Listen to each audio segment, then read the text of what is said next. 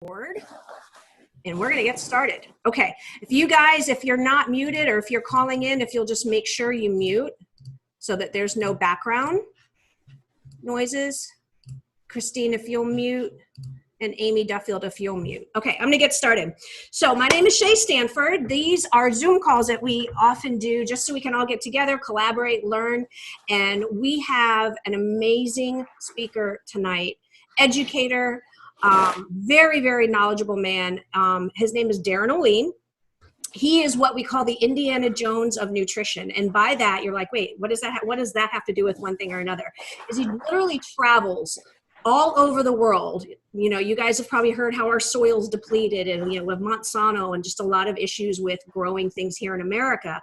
So he travels around the world looking for the best of the best soils, cultures, to find foods of their original culture and make sure that they are preserved to come back and basically end up in Shakeology with the integrity that he finds them in. So it's a really tedious job, risky job, but fascinating. He was featured in Oprah magazine back in a couple of years ago as the superfood hunter.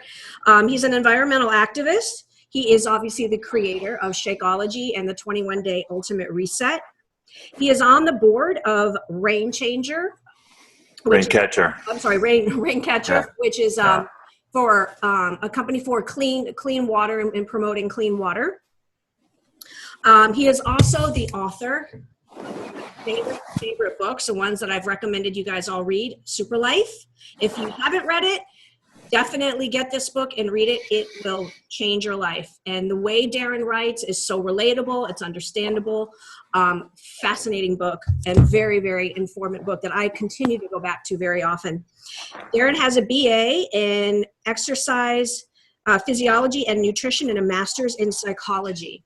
So I reached out to Darin because, first of all, I do have a little bit of a unique relationship, obviously, with me speaking for the company on Shakeology, doing a lot of the training. But with, I've got a holistic health certification. I took a course for 13 months.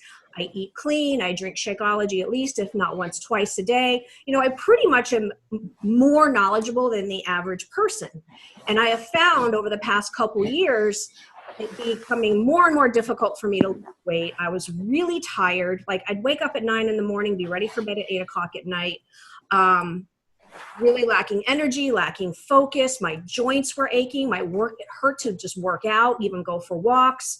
My muscles weren't recovering. Just all these random symptoms I had that when I went to doctors, they were telling me, oh, it's part of the aging process, stress, just take the medicine to treat the symptoms. And I just progressively felt worse. And I reached out to Darin, and really he helped open my eyes to a bigger epidemic of the symptoms that I was feeling, and many of you guys have been feeling, on autoimmune diseases, inflammation, and leaky gut. So Darin, with that, I am going to turn it over to you. But if you could explain to the folks on the call a little bit about why disease in general is so much on the rise. Yeah, it's a big. How much time do we have?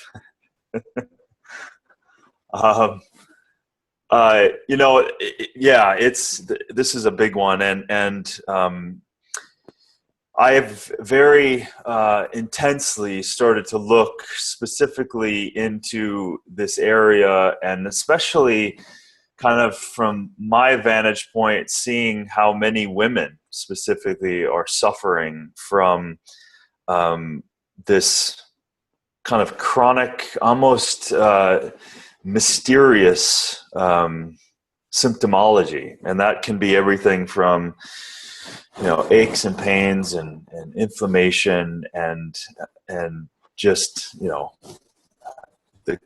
classic is just bloating, right? So it starts with that kind of bloating, uncomfortable feeling. Now, the challenge is that most people, the farther you are away from taking care of yourself, meaning that, okay, you maybe don't eat great and you haven't eaten great for a while, the farther and you don't exercise that much, the farther you're away from that, the less keen and acute you will be to picking up the signals that your body is desperately trying to tell you.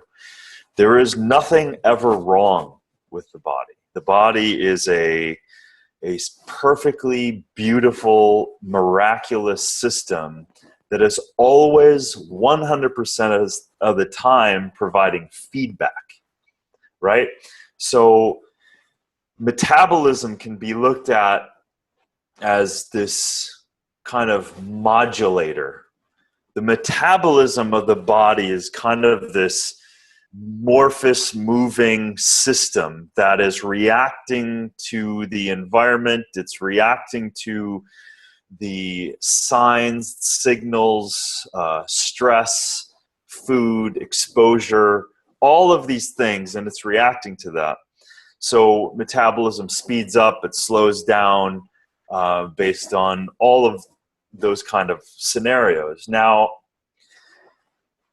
if you're chronically stressed, then your body simply just, sticks in a holding pattern. It shuts down digestion. It's not stress is kind of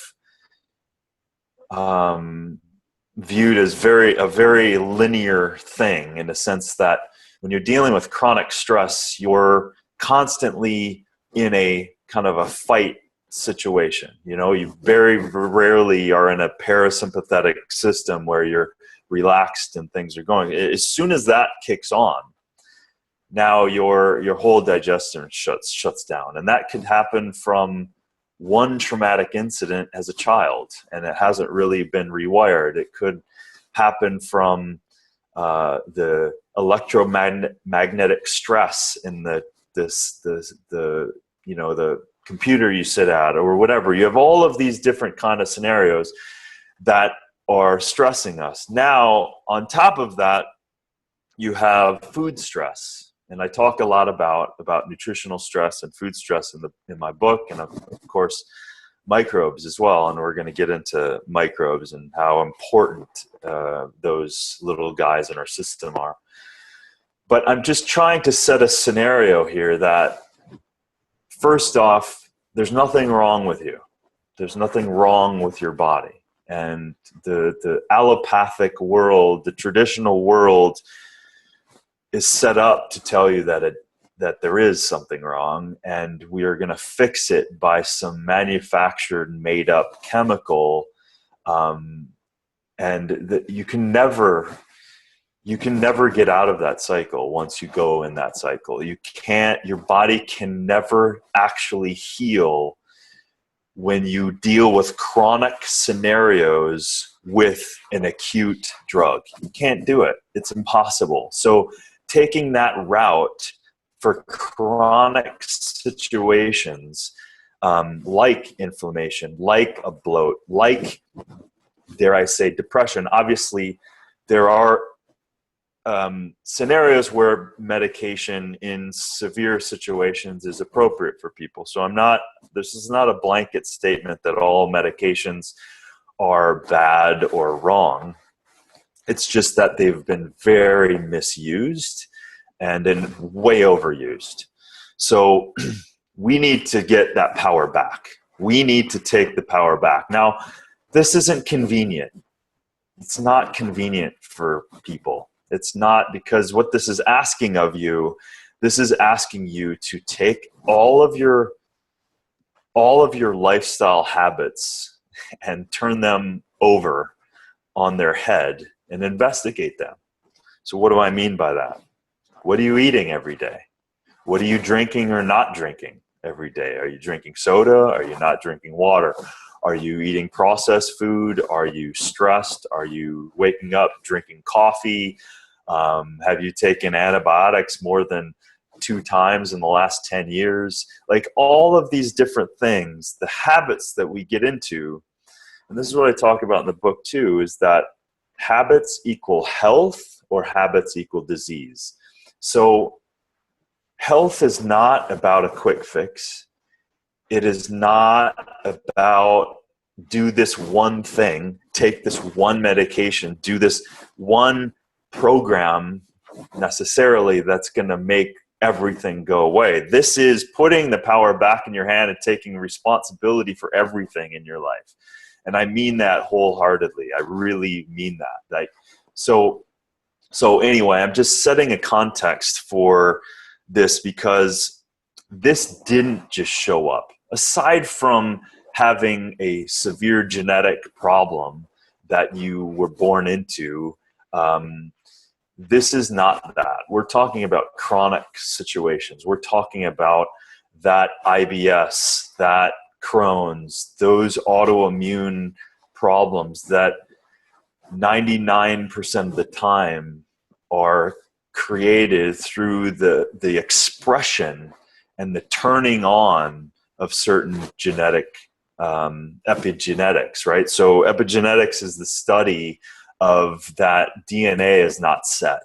That, yes, the length of my arm, the color of my hair, the color of my eyes, all of that stuff is genetics that we physically have. But the expression of the genes are largely determined by our lifestyle and largely determined by, I go back to that metabolism thing. Well, it's also the DNA. So the DNA are saying, hey, are we threatened or are we safe? Can we express ourselves here, or do we have to make some adjustments? So by what we're doing every day is, like, say I eat pizza 5 times a night and cheese and whatever else, and I kind of have a soda every day. Well, that's information that your body is receiving all the time.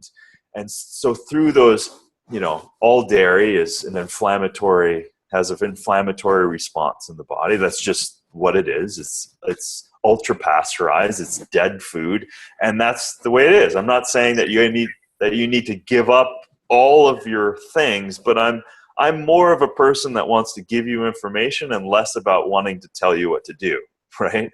And that's very much for me, I choose to be vegan, but I don't need to announce it, and nor do I need to tell anyone that they need to be. This is just what works for me. So I'm getting a little bit of a feedback, and someone's line is open.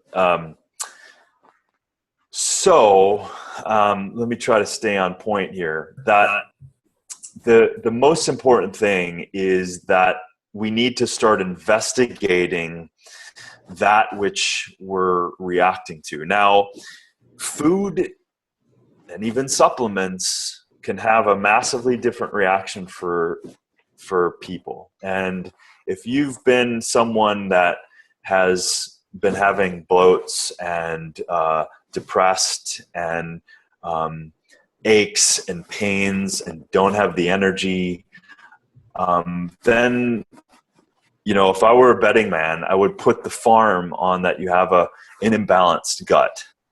And so setting up that whole aspect of every day that goes by, we learn more and more about how important the gut is. We learn more and more that the 99% of the DNA that is you is not you, right? So we have 10 times the amount of microbes in our body than we have human cells.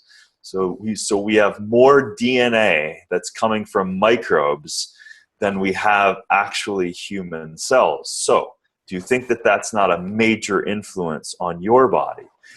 But there's a co-hosting that's going on.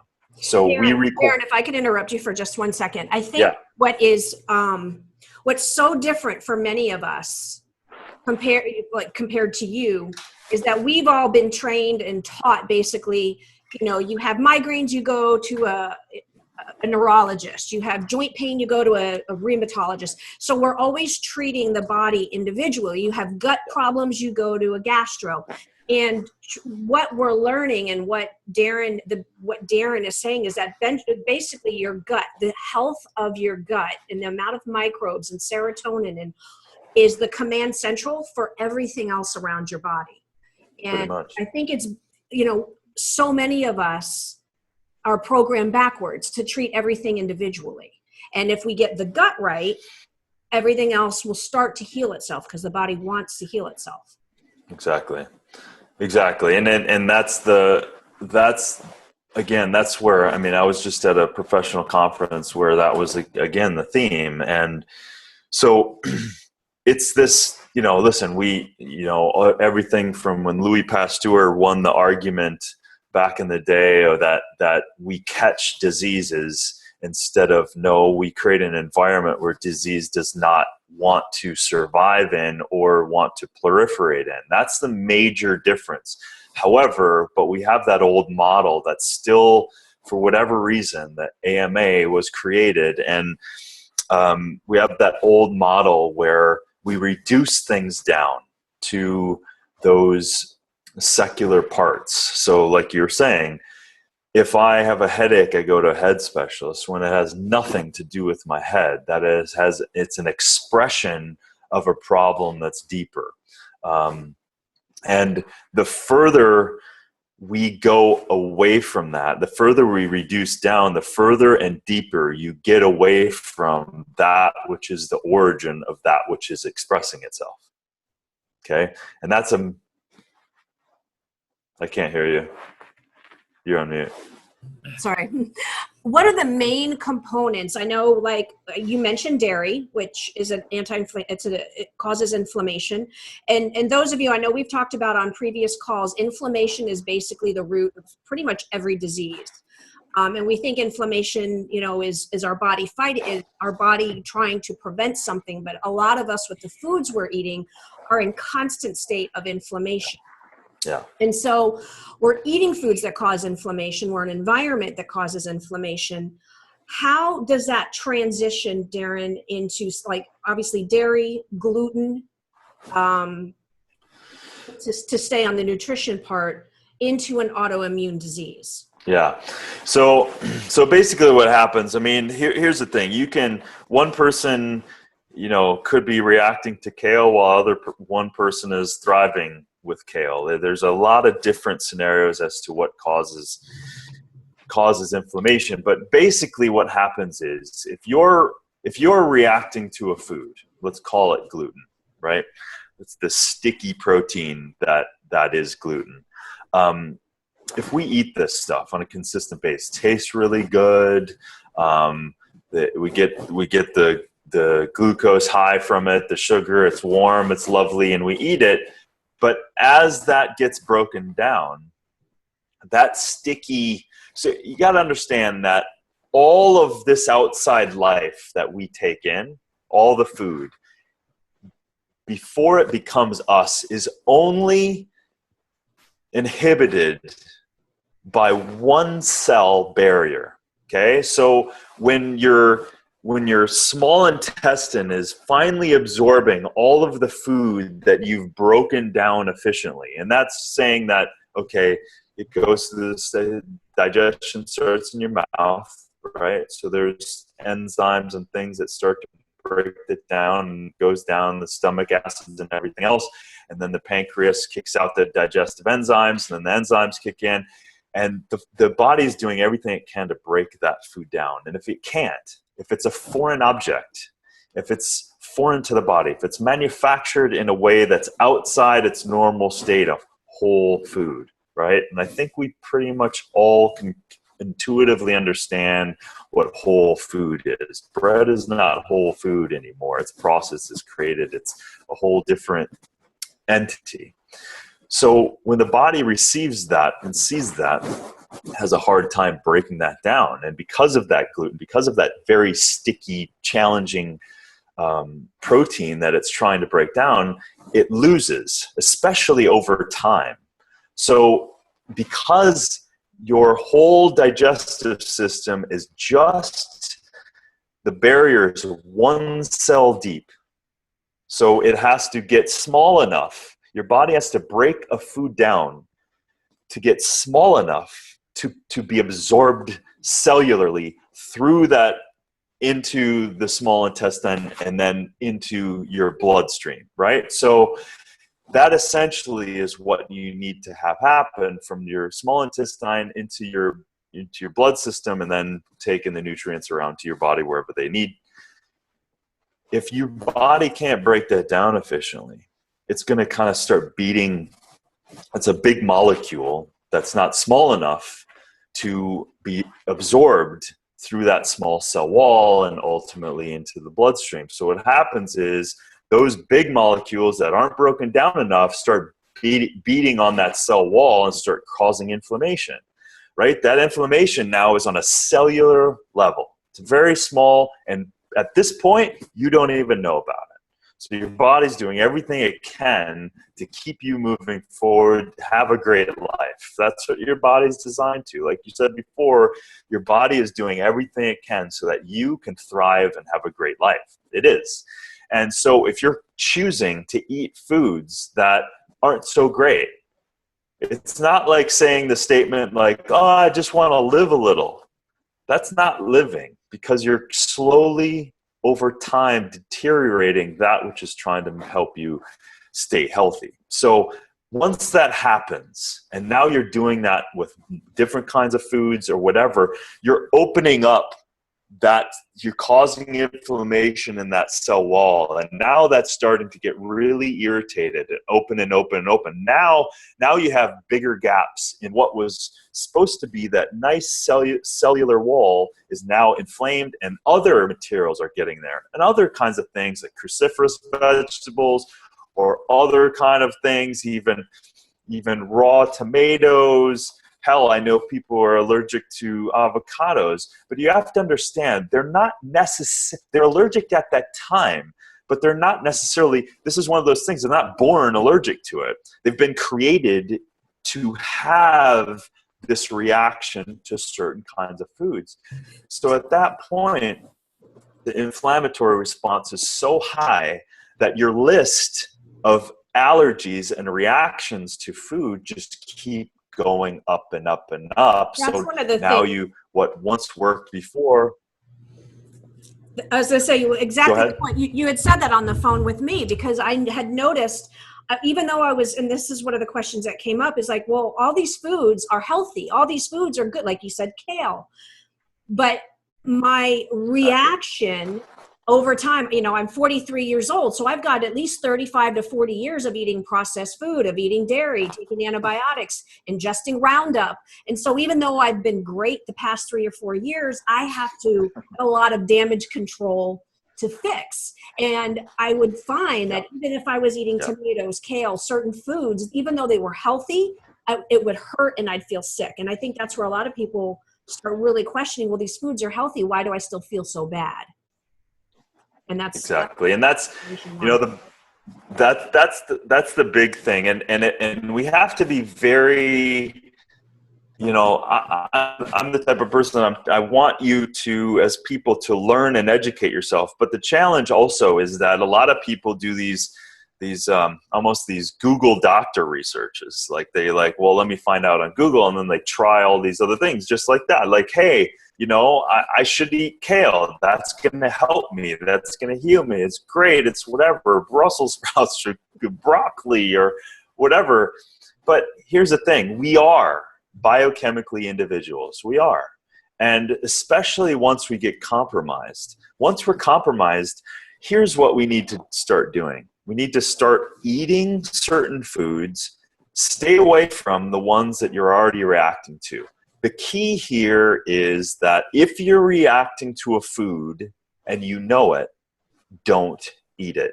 You need to stop creating the sympathetic response and the inflammatory response, and do the best you can to every day eliminate that which you're reacting to. If you're taking something in and in 20 minutes you feel like you're pregnant, that is a really good indication that whatever you just consumed is a severe reaction to you.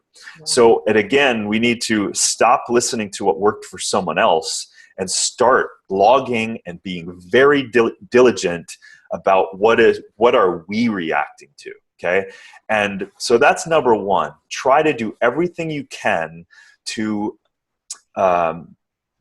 do a food elimination. It's a food elimination diet, essentially. You're starting to get what I mean, especially if you've been doing this for a while, you'll understand and start understanding more about what those foods are. Now, I'm just going to get a little pragmatic here. In the second phase of that, and I really believe strongly in this, you have to get tested. And you have to get tested by a functional medicine doctor. Now, I have one of my desires here is to make that super accessible for people. And I'm currently, I can't say when it's going to come out, but I have a very good relationship with a functional medicine doctor. She's an amazing a doctor from UCLA, and is like a kindred spirit when it comes to this stuff.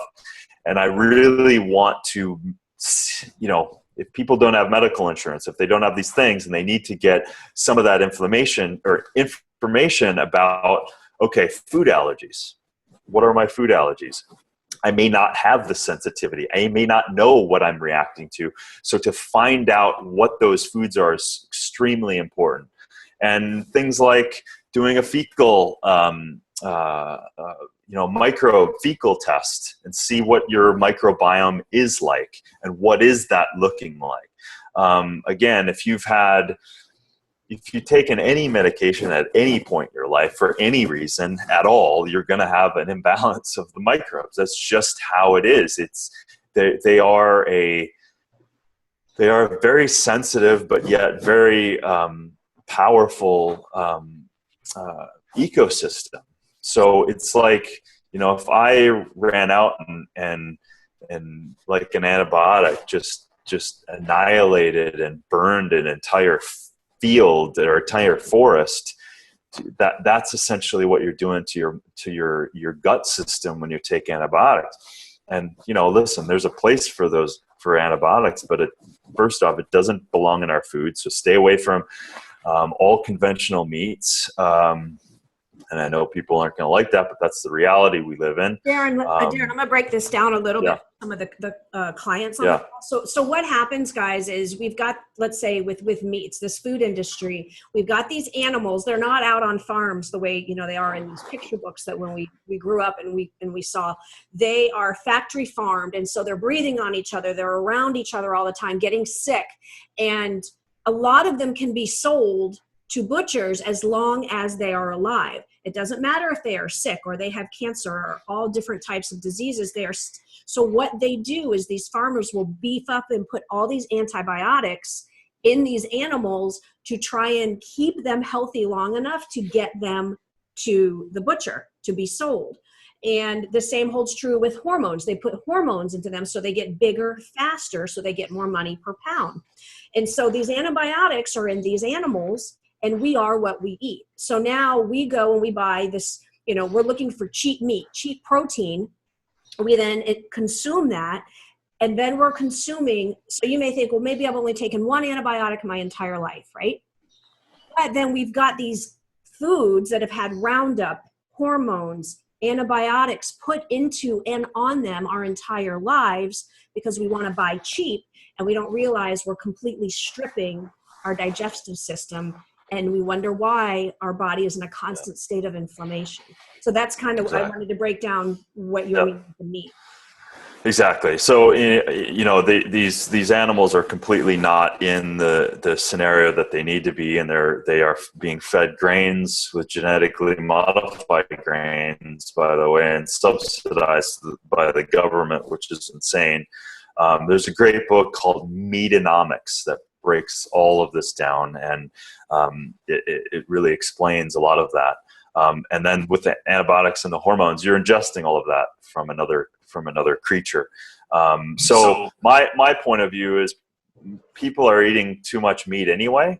I think they're over consuming flesh of other animals, and it's extremely taxing on the body to break that down always, and especially if you already have a compromised digestive system, you have to break essentially all that meat down to the amino acids. So it doesn't matter what you eat, if it's a plant or if it's an animal, it still has to break it down to a cellular amino acid. And so so my whole thing is, listen, go out, pay as much as is required to get the best meat possible, and just don't eat as much, because it all works out in the wash anyway. So eat it once a week, couple times a week, not 3 times a bloody day. Like, that's just, the research is just clear that once you start consuming that amount of meat, it just kicks on all of these IGF-1s, cancer growth factors, all of this other stuff. So that's a whole other thing that's you know, that I talk about in the book a little bit as well. But Darin, where do you want me to? Yeah. You did great with the meat. Let's transition, because you did touch on this, back to the gluten. But I've had people say, well, we've eaten gluten for hundreds of years. What's the difference now? And you touched on, because so much of it's genetically modified. But what's the problem with gluten now? Is it like this pet rock that everybody wants to have, the popular pet rock? Or is it a real thing that we need to be concerned about, and why?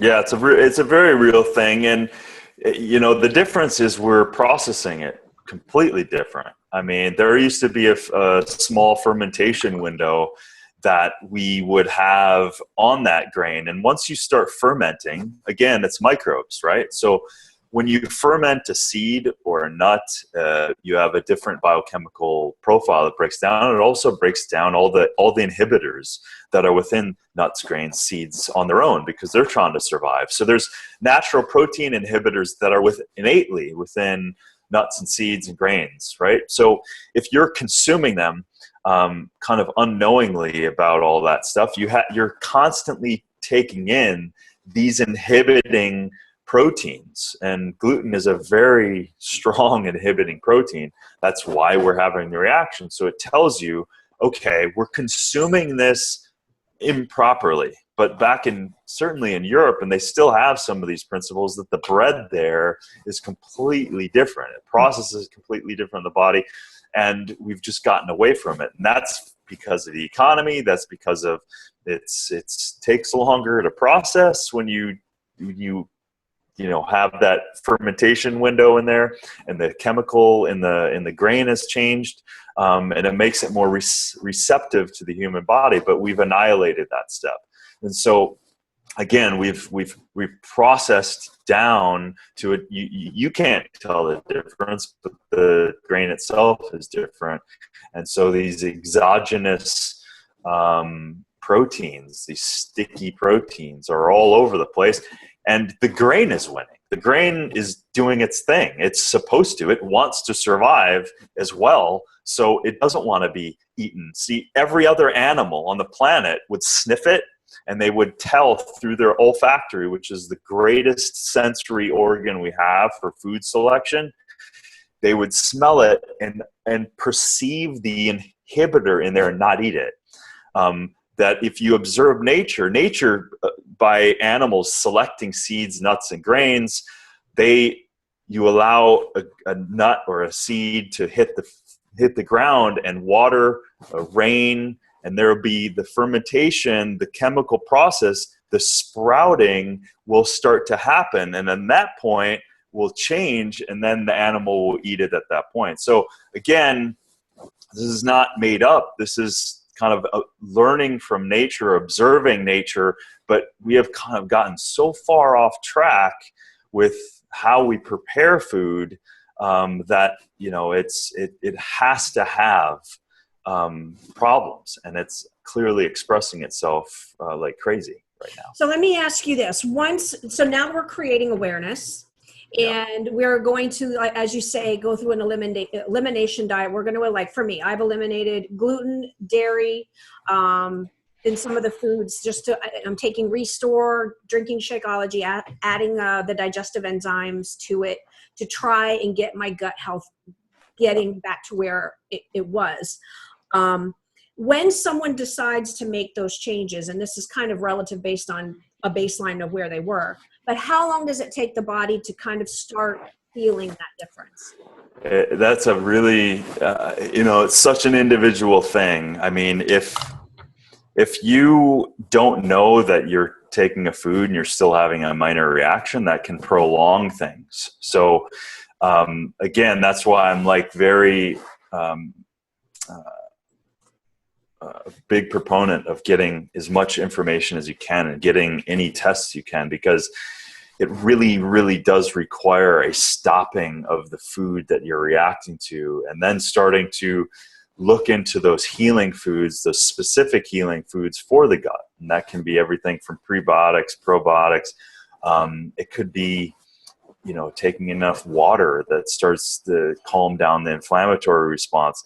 It can also be there is definitely times for very clean collagens and bone broths that are incredibly healing for the body and for the gut. And so these things are, for me, again, being a vegan person, there's times when animal-based products are very appropriate for a medicinal side of it. That's what I look at with gut healing. It's a medicinal application for healing that needs to take place. But I do have I have a bunch of women and medical doctors that I've been starting to work with, but I don't have a program up yet about the gut. However, I do have a fellow Minnesotan.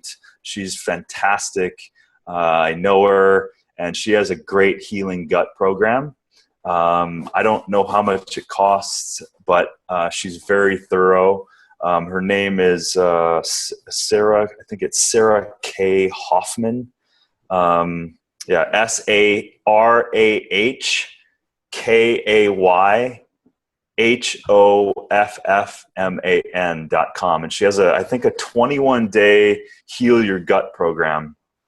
I reached out to her just before this call, and I said, hey, I might give a bunch of people that information, because she is pretty solid in her research and her own healing journey. So I wanted to at least make sure you guys have access to that, and certainly not wait any longer, and certainly not wait for me to come out with the program. So I wanted to, it's a very easy to follow roadmap, but it does, again, require a lot of time and attention to change some of that stuff. And again, this can take 21 days, but that 21 days could just be the start, and not going back to those lifestyle habits that are going to, spawn or spark that inflammation again.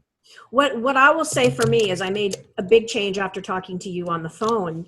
And I have about 20 pounds I want to lose, but the difference in how I felt was so much motivation to continue to eat healthy, because I finally was alert and awake. My bones didn't, and that was literally just about 10 days. And then we go on this cruise and you're much more limited and it's more processed. And I said to my husband, I'm starting to revert back to the way I felt. So I'm so much more motivated to eat well because I want to feel good. And you do have so two things. I want you to talk about your 10-day plan, but I also wanted to talk about, now you guys, whether you may know or not, Darin does have a podcast on iTunes, a Shakeology podcast. It's fantastic. One of the questions that they had for you is covered on Darin's podcast, so you don't have to get into detail on this. They can go to the podcast, but it does have to do with traveling. And when you're trying to restore your gut, any tips that you can give on traveling?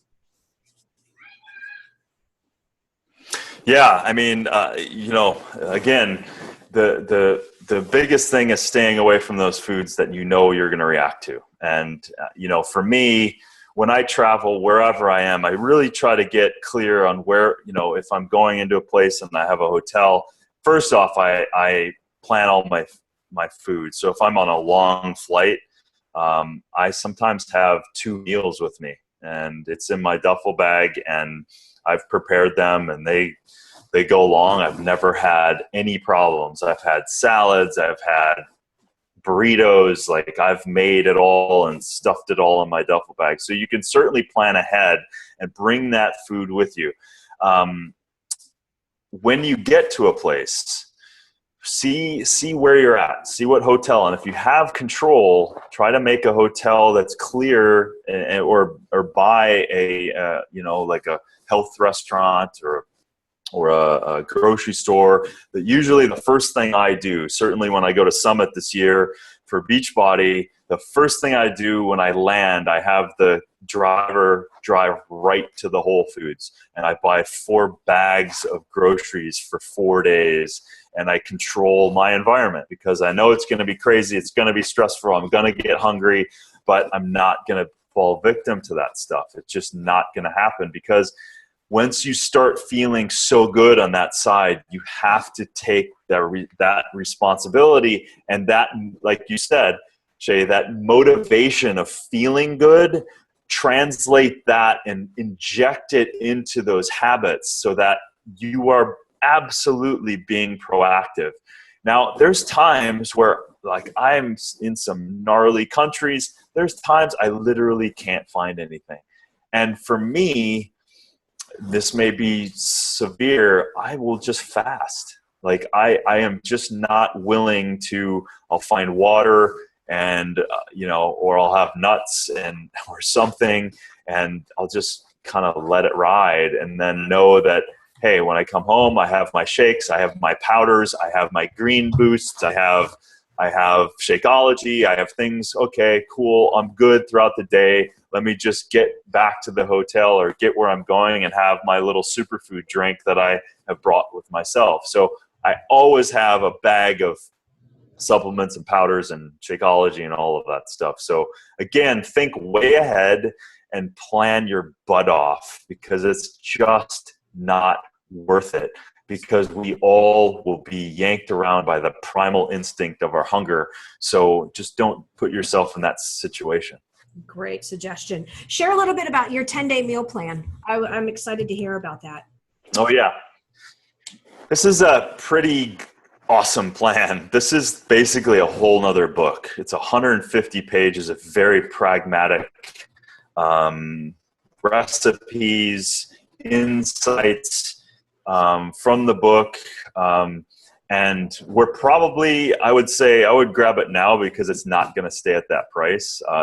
Everyone got so pissed at me for launching at such a price. They're like, this is like $200 of amazing stuff. So it's probably going to change. Yeah, this is a good opportunity for some amazing recipes, and start doing an elimination specifically for you with it. If you know that a certain grain, or if you know a certain condiment, a healthy condiment that I would use in here, if you know, or a bean or a legume, that doesn't work for you, just take it off the recipe and make the recipe. I mean, this is one of those things you can follow along because it's a really balanced, healthy recipe protocol. That's easy to follow. There's also guides and journals, and it's a great way to start doing that elimination thing and start eliminating those foods. Now, let me give you a little insight.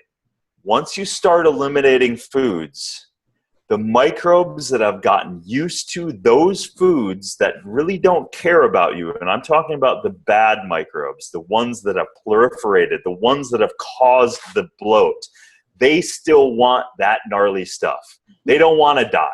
So you may get these incredible cravings. You may go, I can't live without my bread. I can't function. Well, that isn't you. Those are literally biophotonic waves that the microbes communicate in. It's about the speed of light. It's faster than electrical cells communicate. Literally, that's real. It's in the gut. The microbes, you've changed them by the crap that you've eaten. Sorry to be straight, but that's true. And so then your microbes that you've created don't want to die. So when you feel totally, they are. And if you feel like it's so impossible, just hang with it. And once you get up and over that little hump, you will feel freaking amazing, right? And we've all had that, right? So stay with it. Don't let the microbes control your life anymore, and then start using the program as an eliminator and write it down. There's journals and all of that stuff, and then come back around and then just, continue on the journey. So there's two, one's a statement. Christine Plaskett says, the ultimate reset helped me discover that dairy was not good for me at all. And we do have an ultimate reset group starting on April 4th. Can you tell me how maybe these two things come together? Absolutely. I mean, the ultimate reset's, that's the rock star. I mean, that thing is 21 days of very thought out supplement interactions with the food, all of those things. Way the 10-day comes in, it's a nice little bridge that you can use before and after, actually, and just kind of keep taking it, you know? So the program is very, the reset is very cleanse-like. It's really kind of taking you through and supplying a little more oomph to the microbiome and certain things and digestive support. And then that boosts, you know, if I were to do it, I would take the 10-day right after it, because it's a really kind of outro to what the ultimate reset has really set you in. And then, you know, keep that journey going, because it's not something you want to stop.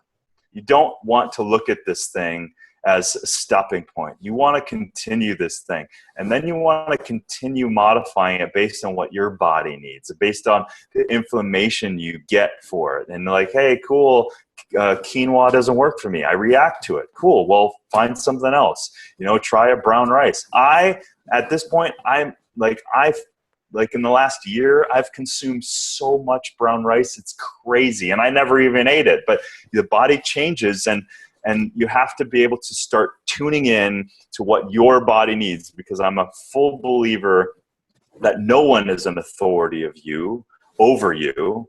If you're willing to listen to all of those subtle and powerful signals, the body will absolutely tell you. You know, Darin, I love how you said the healthier you are, the more in tune you become, because I think those of us that are coaches here, and I could say even for the customers, you guys I've seen go through this, as you start eating healthier, you start noticing more, you become more in tune with the changes in your body and your smell and, you know, all of the things that you're mentioning, because we've completely stripped our body of its senses through all the artificial stuff we've programmed it with. There is somebody here, she says, this discussion's fantastic. I went through the autoimmune protocol working with a functional medicine doctor and put my Hashimoto's in remission last year. I healed my gut and lowered my antibodies. I lived what Darin is discussing. Tammy would like to ask you a question, if that is okay. And Tammy, if you're on the call, if he says, yeah, you can unmute yourself. Yeah. Hi, Darin. Just a couple things.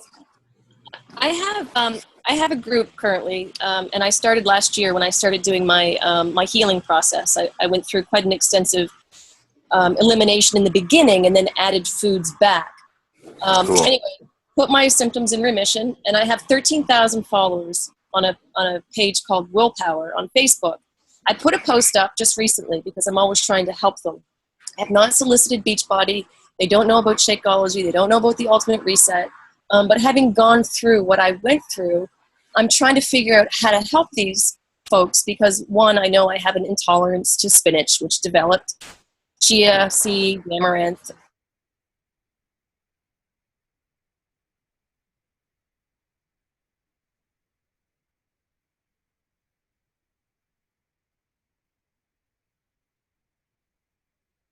Build my Beachbody business, and maybe it's going to take a little bit of a month or two to give them some free help, which is what's happening here now, before we can go into a longer term solution. I mean, do you have any thoughts on what I could recommend to these folks?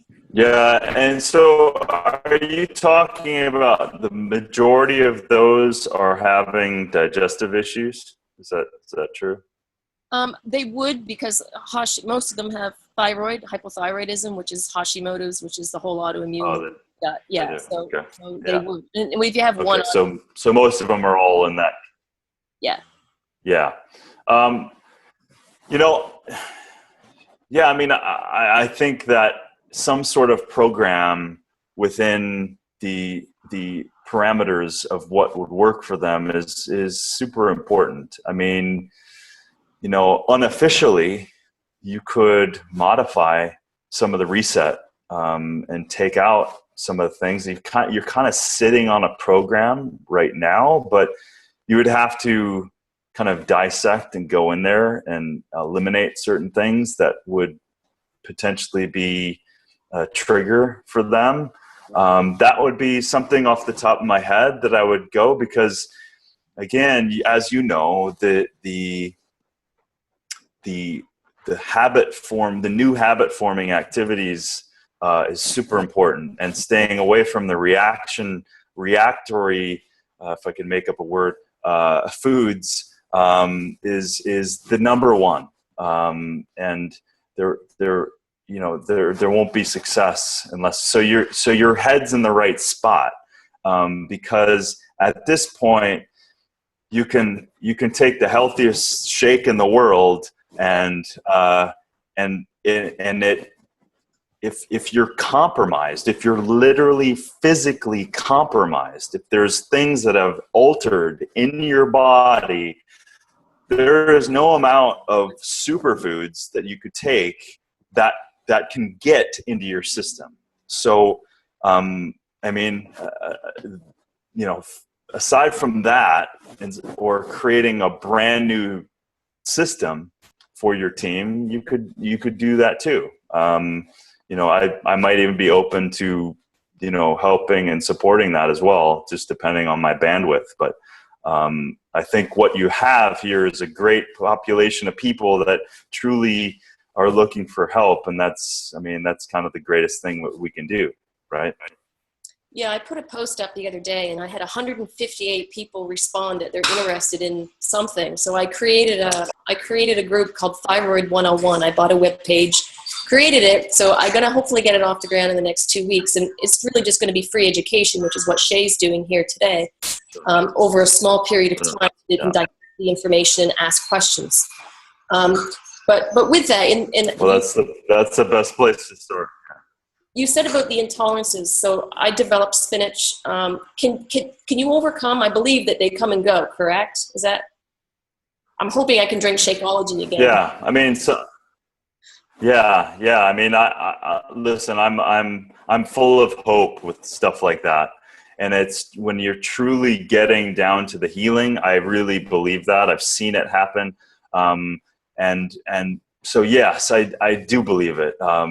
It's just a matter of truly getting it healed, and hopefully, having the access of getting testing protocols as people are going, so they can truly understand, because it's hard to know cellular reactions on a biochemical process. That you can be, hey, I'm fine, I'm good, I haven't been reacting, but you might start reacting again based on that stuff. So it's tricky. It's tricky to create a program for everybody, but I think the approach is what you're taking is general, solid information, and you can't lose from there.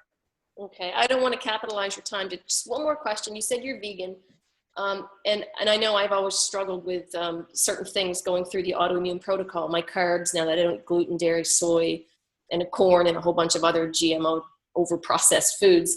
Where do you get your protein from as a vegan, largely? I just eat. You just eat. Okay. I do. I think I literally, if I need more protein, I eat more food. Because innately, amino acids are in everything. Every single food, we have protein. So I think the over protein culture is not good. It's another kind of stress on the body. So yeah, I eat from of course Shakeology and things like that, nut butters and legumes and seeds and kale and all kinds of. So I don't focus ever on protein. I just eat. Like I literally just eat a bunch of whole food, and if I'm working out really hard and I need more food, I'll just eat more.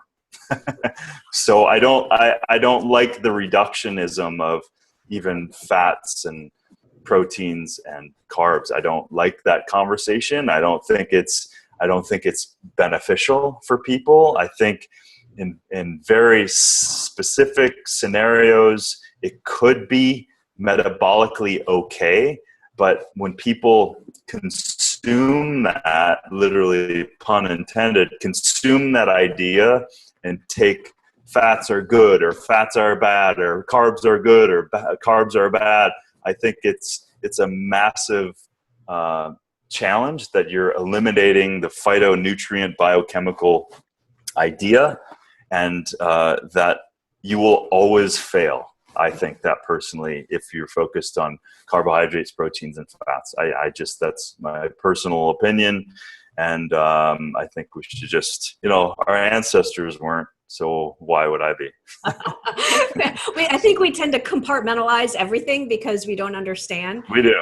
And, but that's humans. We do that for sure. I think one of the things, just speaking of protein, is I think as a society, so many of us look at protein as we related to animals. It's a cow or it's a chicken. And I know I felt that way when the first time I did the reset. I think most people are like, oh my God, how am I going to live without meat for 3 weeks? And one of the things I learned from the reset, and this really has to do with the protein and the meat, is I realized I was programmed that every meal started with my animal protein. So prior to the reset, I used to think, I'm going to have eggs. What are going to go with my eggs? For lunch, I'm going to have chicken. What's going to go with my chicken? For dinner, I was going to have some type of animal meat, and then what was going to go with it. And what the reset taught me, especially in weeks 2 and 3, where you're vegan, is how much better you feel when you're not putting the acidic animal proteins in your body. And it retrained me to start with the vegetables and not build around the dead animal, so to speak. Yeah, exactly. Plants first. Again, I'm not on a soapbox or anything saying that everyone needs to do what I do, but no one can argue that if you eat more plants that you'll be healthy for it. So that's where I stand. So Darin, where do we get your 10-day meal plan? If we want to, I definitely want to purchase it for myself. I want to promote it in the Ultimate Reset group I'm doing, and I'm sure some of the people here would like to buy it and share with their folks. So where do we get it? Yeah, so superlife.com, and I'm sure there's a link on there somewhere. There's a link somewhere. Plant yourself, start. Yeah, there's a big I just looked, there's a big tab, start today. It says plant yourself 10-day nutrition program. Superlife.com. You'll see it right in the big banner. It's a phenomenal program, and grab it before I know it's going to go up, because it's almost so much information, it's almost overwhelming. But you can skip all that and just go right to the pragmatic side of it and recipes and stuff. So, well, Darin, you are truly such a blessing in my life and an asset to Beachbody, the Beachbody community. How you pay it forward. It's funny because so many coaches are like all about the personal trainers and the bobbleheads of Tony Horton. I'm like, I want a bobblehead of Darin Olien.